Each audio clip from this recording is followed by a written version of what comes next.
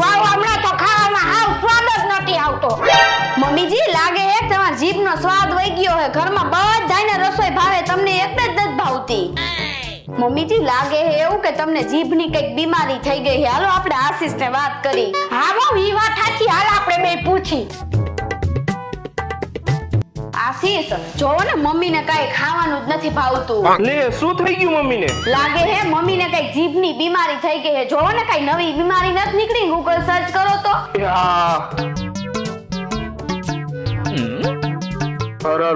આ તો બહુ ગંભીર બીમારી થઈ ગઈ છે. આનો તો એક જ ઈલાજ છે મમ્મી. શું ઈલાજ છે દીકરા? મમ્મી આનો ઈલાજ એક જ છે કે તમારે ત્રણેય ટાઈમ એને જાતે રસોઈ બનાવીને ખાવી પડશે. ના દીકરા એમ તો થોડો ટેસ્ટ આવે. गोलमाल है भाई सब गोलमाल है।